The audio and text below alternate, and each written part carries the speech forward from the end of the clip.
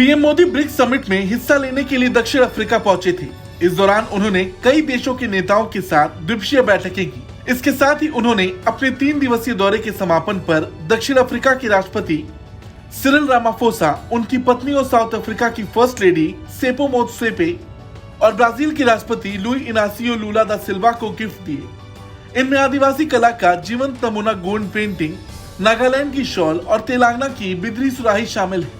PM Modi ने दक्षिण Africa के राष्ट्रपति सिरिल रामाफोसा को तेलंगाना की 500 साल पुरानी फारसी हस्तकला का प्रतीक बिदरी सुराही का जोड़ा भेंट किया। बिदरी सुराही एक तरह का फूलदान है। यह 500 साल पुरानी फारसी कला है जो विशेष रूप से बीदर तेलंगाना की है। इसे जिंक, तांबा और अन्य अलौह धातु की मिश्र धातु से बनाया गया है।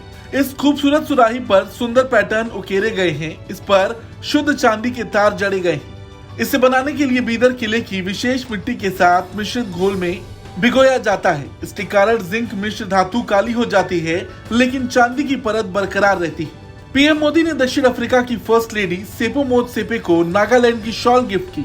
नागालैंड के शॉल कपड़ा कला का एक बेहतरीन रूप है, जिसे नागालैंड में रहने वाली जनजातियों द्वारा सदियों से बुना जाता रहा है। ये शॉल अपने जीवंत रंगों, जटिल डिजाइन और पारंपरिक बुनाई तकनीकों के उपयोग के लिए जाने जाते हैं।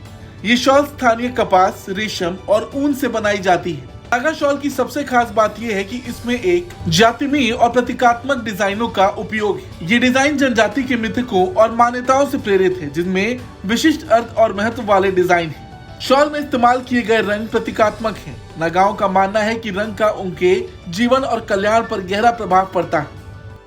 उदाहरण के लिए लाल साहस का प्रतीक है, जबकि काला शोक का प्रतीक। सफेद रंग पवित्रता से जुड़ा है और हरा रंग विकास और समृद्धि का प्रतीक है।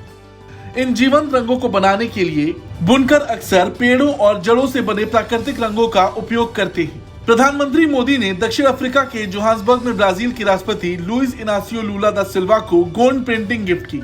ये पेंटिंग गोंड जनजाति के लोगों के घरों की दीवारों और फर्शों पर बिंदुओं और रेखाओं के इस्तेमाल से उकेरी जाती है। स्थानीय रूप से उपलब्ध प्राकृतिक रंगों, कोयला, रंगीन सामग्रियों के साथ प्रत्येक घर के निर्माण और पुनर्निर्माण में इन्हें बनाया जाता है। इसमें मिट्टी, पौधे का रस, पत्तियां, गाय का गोबर, चूना पत्थर के पाउडर आदि का इस्तेमाल किया जाता है। वैसे इस बार का ये सम्मेलन बेहद अहम था। ब्रिक्स में 6 नए देशों को एंट्री मिल गई है। शामिल होने वाले देश हैं Iran, Argentina, Ethiopia, Egypt, UAE और सऊदी अरब। इन देशों का ऐलान 15वें समिट में दक्षिण अफ्रीका के राष्ट्रपति रामाफोसा ने किया था। इस दौरान पीएम मोदी भी वहां मौजूद रहे। दरअसल ब्रिक्स में अभी 5 देश बी से ब्राजील, आर से रूस, आई से इंडिया, सी से चीन और एस से साउथ अफ्रीका शामिल है। अब इसमें 6 और देशों को शामिल करने का ऐलान किया गया, यानी ब्रिक्स में अब कुल 11 सदस्य हो जाएंगे। अब ब्रिक्स को ब्रिक्स प्लस कहा जा रहा है। Bureau report, Bharat.